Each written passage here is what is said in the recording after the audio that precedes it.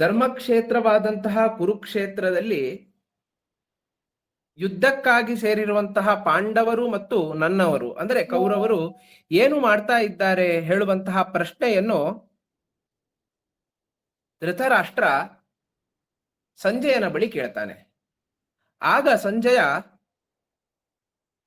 ಈ ಪ್ರಶ್ನೆಗೆ ಉತ್ತರವಾಗಿ ಅವನು ಹೇಳ್ತಾನೆ, ಪಾಂಡವರ ಒಂದು ಅನಿಕಿನಿಯನ್ನು ನೋಡಿ, ಏನು ಪತ್ತಿ ಸೇನಾಮುಖದಿಂದ ಪ್ರಾರಂಭವಾಗಿ ಚಮು, ಅನಿಕಿನಿ, ಅಕ್ಷೌಹಿಣಿಯವರೆಗಿನ ಏನು ಸೇನೆ ಇತ್ತೋ ಅದರಲ್ಲಿ ಒಂದು ಅನಿಕಿನಿಯನ್ನು ನೋಡಿದಂತಹ ದುರ್ಯೋಧನ ಏನಿದ್ದಾನೋ ಅವನು ಏನು ಮಾಡ್ತಾನೆ ಅಂತ ಕೇಳಿದ್ರೆ, ಆಚಾರ್ಯ ಉಪಸಂಗಮ್ಯ ರಾಜಾ ವಚನಂ ಅಬ್ರವೀತ್. ದ್ರೋಣಾಚಾರ್ಯರ ಬಳಿಗೆ ಹೋದಂತಹ ಘಟನೆಯನ್ನು ನಾವು ಹಿಂದಿನ ತರಗತಿಯಲ್ಲಿ ನೋಡಿದ್ದೇವೆ. ದ್ರೋಣಾಚಾರ್ಯರ ಬಳಿಗೆ ಹೋದಂತಹ ದುರ್ಯೋಧನ ಏನನ್ನು ಹೇಳಿದ್ದಾನೆ ಹೇಳುವಂತಹದ್ದು ಮುಂದಿನ ಶ್ಲೋಕದಲ್ಲಿ ಬರ್ತದೆ. ಮುಂದಿನ ಶ್ಲೋಕದಲ್ಲಿ ಹೇಳ್ತಾನೆ, ಪಶ್ಯೈತಾಂ ಪಾಂಡುಪುತ್ರಾಣಾಂ ಆಚಾರ್ಯ ಮಹತೀಂ ಚಮುಂ ವ್ಯೂಢಾಂ ದೃಪದ ಪುತ್ರೇಣ ತವ ಶಿಷ್ಯೇಣ ಧೀಮತ. ಅಂದ್ರೆ ಸೇನೆಯ ಒಂದು ತುಕುಡಿ ಅಂದ್ರೆ ಅನಿಕಿನಿ ಅಂತ ನಾವು ಹಿಂದಿನ ತರಗತಿಯಲ್ಲಿ ನೋಡಿದ್ವಿ. ಅದರ ಇನ್ನೂ ಸಣ್ಣ ಭಾಗ ಯಾವುದು, ಅದರ ಮೂರನೇ ಒಂದು ಭಾಗ ಯಾವುದು ಅಂತ ಕೇಳಿದ್ರೆ ಅದು ಚಮು ಅಂತ. ಆ ಚಮುವನ್ನು ವ್ಯೂಢಾಂ ದೃಪದ ಪುತ್ರೇಣ, ವ್ಯೂಹದ ರೀತಿಯಲ್ಲಿ ಆ ಚಮುವನ್ನು ನಿಯೋಜಿಸಿದಂತಹ ತವ ಶಿಷ್ಯೇಣ ಧೀಮತ, ಅಂದ್ರೆ ನಿಮ್ಮ ಶಿಷ್ಯನಾಗಿರುವಂತಹ ದೃಷ್ಟದ್ಯುಮ್ನ ಏನಿದ್ದಾನೋ ಅವನು ಇಷ್ಟು ದೊಡ್ಡ ಸೇನೆಯನ್ನು, ಅದರಲ್ಲಿಯೂ ಅನಿಕಿನಿ, ಚಮು, ಅಕ್ಷೌಹಿಣಿ ಇದನ್ನು ವ್ಯೂಹದ ರೀತಿಯಲ್ಲಿ ಅತ್ಯದ್ಭುತವಾಗಿ ನಿಲ್ಲಿಸಿದ್ದಾನೆ. ಅಂತಹ ಸೇನೆಯನ್ನು ತಾವು ನೋಡಬೇಕು ಅಂತ ದುರ್ಯೋಧನ ದ್ರೋಣಾಚಾರ್ಯರಲ್ಲಿ ಹೇಳ್ತಾನೆ. ಅದಾದ ಮೇಲೆ ಹೇಳ್ತಾನೆ, ಆ ಸೇನೆಯಲ್ಲಿ ಯಾರಿದ್ದಾರೆ, ಅತ್ರ ಶೂರ ಮಹೇಶ್ವಾಸ ಭೀಮಾರ್ಜುನ ಸಮಾಯುಧಿ. ವ್ಯೂಹದಿಂದ ರಚನೆಗೊಂಡಂತಹ ಸೇನೆ ಮಾತ್ರ ಅಲ್ಲ, ಆ ಸೇನೆಯನ್ನು ಮುನ್ನಡೆಸಲಿಕ್ಕೆ ಯಾರಿದ್ದಾರೆ ಅಂತ ಕೇಳಿದ್ರೆ ಅತ್ರ ಶೂರ ಮಹೇಶ್ವಾಸ, ಅತ್ಯಂತ ಸಮರ್ಥರಾದಂತಹ ಅನೇಕರು ಇದ್ದಾರೆ. ಅವರೆಲ್ಲ ಹೇಗಿದ್ದಾರೆ ಅಂತ ಕೇಳಿದ್ರೆ ಭೀಮಾರ್ಜುನ ಸಮಾಯುಧಿ. ಇಲ್ಲಿ ಯುದ್ಧ ಆಗ್ತಾ ಇರುವಂತಹದ್ದು ಪಾಂಡವರು ಮತ್ತು ಕೌರವರ ನಡುವೆ. ಅವನು ದ್ರೋಣಾಚಾರ್ಯರ ಬಳಿ ಬಂದು ಹೇಳುವಂತಹ ಹೆಸರುಗಳು ಯಾವುದು ಅಂತ ಕೇಳಿದ್ರೆ ಪಾಂಡವರ 5 ಹೆಸರನ್ನು ಆತ ಹೇಳುವುದಿಲ್ಲ. ಆತ ಹೇಳುವಂತಹದ್ದು ಅವರನ್ನು ಬಿಟ್ಟು ಉಳಿದಂತಹ ಶೂರರು. ಆದ್ರೆ ಆ ಶೂರರು ಹೇಗಿದ್ದಾರೆ ಅಂತ ಕೇಳಿದ್ರೆ ಆತ ಹೇಳ್ತಾನೆ ಭೀಮಾರ್ಜುನ ಸಮಾಯುಧಿ. ಭೀಮ ಅರ್ಜುನನಿಗೆ ಯುದ್ಧದಲ್ಲಿ ಸಮನಾಗಿ ಶಕ್ತಿಯನ್ನು ಮತ್ತು ಶೂರತ್ವವನ್ನು ಹೊಂದಿರುವಂತಹ ಇನ್ನೂ ಅನೇಕರಿದ್ದಾರೆ. ಅಂತಹವರ ಹೆಸರನ್ನು ನಾನು ಹೇಳ್ತೇನೆ. ಅಂತಹವರು ಯಾರು ಅಂತ ಕೇಳಿದ್ರೆ ಯುಯುಧಾನೋ ವಿರಾಟಶ್ಚ ದೃಪದಶ್ಚ ಮಹಾರಥಃ ದೃಷ್ಟಕೇತುಶ್ಚೇಕಿತಾನಃ ಕಾಶೀರಾಜಶ್ಚ ವೀರ್ಯವಾನ್ ಪುರುಜಿತ್ ಕುಂತಿಭೋಜಶ್ಚ ಶೈಭ್ಯಶ್ಚ ನರಪುಂಗವಃ. ಇಲ್ಲಿ ಹೇಳುವಂತಹ ಸಂದರ್ಭದಲ್ಲಿ ಆತ ಕೆಲವರನ್ನು ಮಹಾರಥರು ಅಂತ ಹೇಳ್ತಾನೆ, ಮತ್ತೆ ಕೆಲವರನ್ನು ವೀರ್ಯವಾನ್ ಅಂದ್ರೆ ವೀರರು ಅಂತ ಹೇಳ್ತಾನೆ, ಮತ್ತೆ ಕೆಲವರನ್ನು ನರಪುಂಗವರು ಅಂತ ಹೇಳ್ತಾನೆ. ಅಂದ್ರೆ ಪಾಂಡವರ ಪಕ್ಷದಲ್ಲಿ ಯಾರೆಲ್ಲ ಇದ್ದಾರೋ ಅವರೆಲ್ಲ ಭೀಮಾರ್ಜುನರಿಗೆ ಯುದ್ಧದಲ್ಲಿ ಸಮನಾಗಿದ್ದಾರೆ. ಅಷ್ಟು ಮಾತ್ರ ಅಲ್ಲದೆ ಮತ್ತು ಕೆಲವು ಸೇನೆಯಲ್ಲಿ ಯಾವ ರೀತಿಯಾದಂತಹ ಟೈಟಲ್ಗಳು, ರ್ಯಾಂಕ್ಗಳು ಇರ್ತದೆಯೋ ಅದೇ ರೀತಿಯಾಗಿ ಅಂದಿನ ಕಾಲಕ್ಕೆ ಸರಿ ಹೋಗುವಂತಹ ಕೆಲವೊಂದಷ್ಟು ಆ ಶೂರತ್ವದ ವೀರತ್ವಕ್ಕೆ ತಕ್ಕದಾದಂತಹ ಕೆಲವೊಂದು ಟೈಟಲ್ಗಳಿದ್ವು. ಅದನ್ನು ಆತ ಅವರಿಗೆ ಹೇಳ್ತಾನೆ. ಯಾರು ಅಂತ ಕೇಳಿದ್ರೆ ಯುಯುಧಾನ, ವಿರಾಟ ಮತ್ತೆ ದೃಪದರು ಇವರು ಮಹಾರಥರು.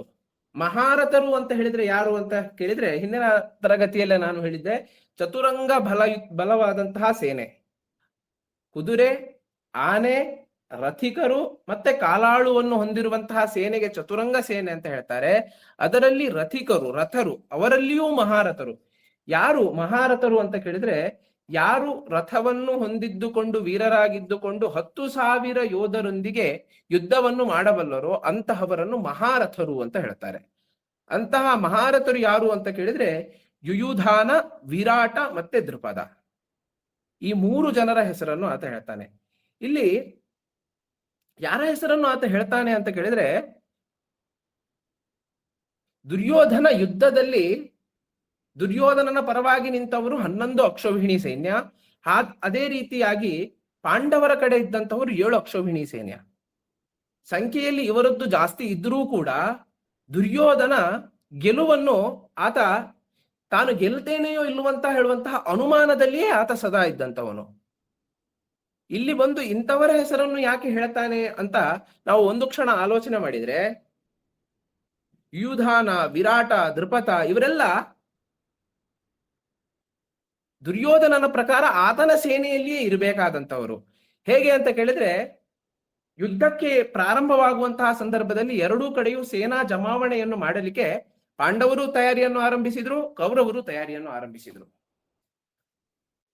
ಅಂದಿನ ದಿನದಲ್ಲಿ ಭರತ ವರ್ಷದಲ್ಲಿದ್ದಂತಹ ಅನೇಕ ರಾಜರುಗಳು, ಅನೇಕ ಪಂಗಡಗಳು ಎಲ್ಲರ ಕಡೆಯಿಂದ ಸೇನೆಯನ್ನು ಈ ಮಹಾಯುದ್ಧಕ್ಕೆ ಇಬ್ಬರು ಸೇನೆಯನ್ನು ಸೇರಿಸಲಿಕ್ಕೆ ಪ್ರಾರಂಭ ಮಾಡಿದರು.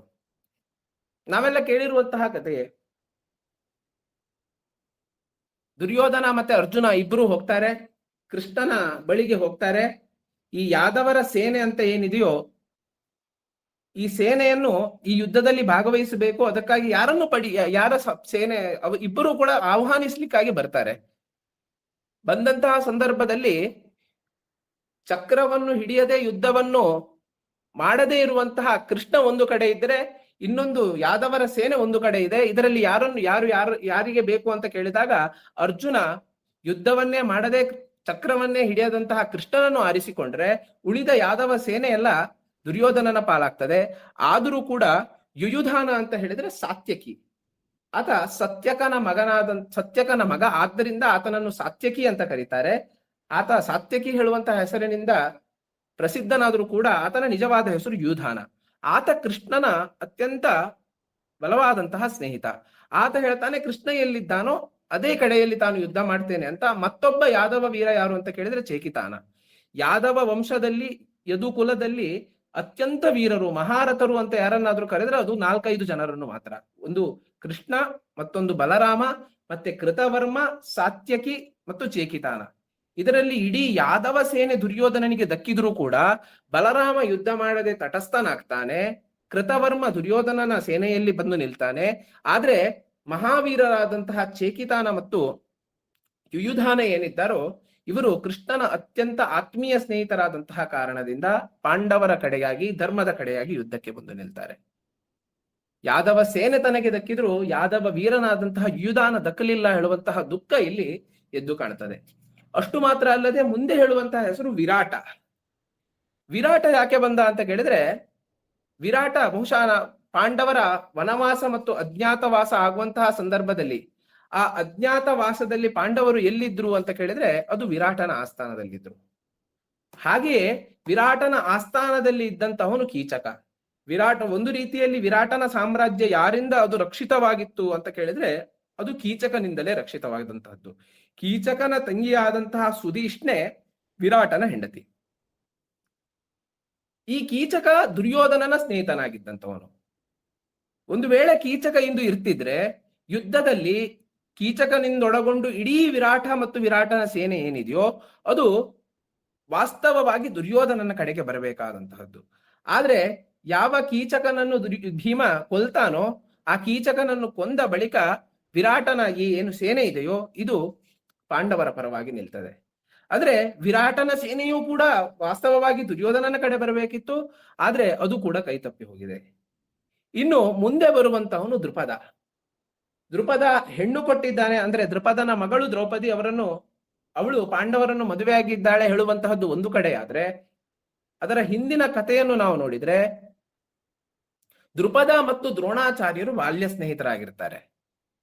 ಈ ದೃಪದ ಮತ್ತು ದ್ರೋಣಾಚಾರ್ಯರು ಬಾಲ್ಯದಲ್ಲಿ ಸ್ನೇಹಿತರಾಗಿದ್ದು ಒಟ್ಟಿಗೆ ವಿದ್ಯೆಗಳನ್ನೆಲ್ಲ ಕಲಿತ ಬಳಿಕ ದ್ರೋಣಾಚಾರ್ಯರು ದೃಪದ ತಮ್ಮ ರಾಜ್ಯಕ್ಕೆ ಬರ್ತಾರೆ.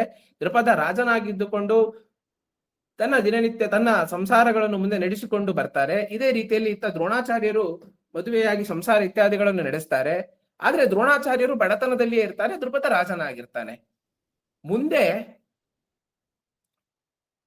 ದ್ರೋಣಾಚಾರ್ಯರು ಎಷ್ಟು ಕಡು ಬಡತನ ಆಗಿರ್ತದೆ ಅಂತ ಕೇಳಿದ್ರೆ, ಮಗುವನ್ನು ಸಾಕ್ಲಿಕ್ಕೋಸ್ಕರ ಒಂದು ಹಾಲನ್ನು ಕೊಡುವಂತಹ ಹಸುವನ್ನಾದ್ರೂ ಪಡೆಯೋಣ. ದೃಪದ ತನ್ನ ಸ್ನೇಹಿತ, ಬಾಲ್ಯದ ಸ್ನೇಹಿತ, ಅತ್ಯಂತ ಒಳ್ಳೆಯ ಸ್ನೇಹಿತ ಅಂತ ದೃಪದನ ಬಳಿಗೆ ಹೋದಂತಹ ಸಂದರ್ಭದಲ್ಲಿ ದೃಪದ ಇವರನ್ನು ಅವಮಾನ ಮಾಡಿ ಕಳಿಸ್ತಾನೆ.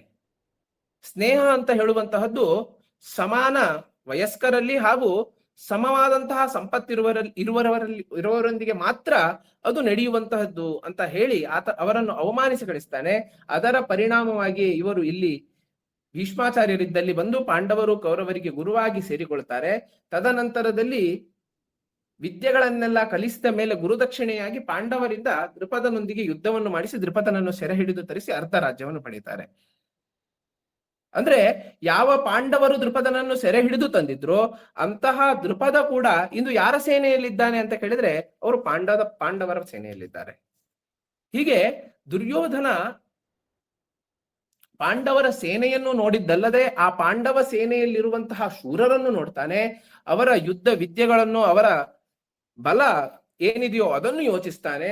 ಅಷ್ಟು ಮಾತ್ರ ಅಲ್ಲದೆ ತನ್ನ ಪರವಾಗಿ ಇರಬೇಕಾದಂತವರು ಹೇಳುವಂತಹ ಆತನ ಹತಾಶೆ ಗೊಂದಲಗಳೆಲ್ಲವೂ ಇಲ್ಲಿ ಕಾಣಬರ್ತದೆ.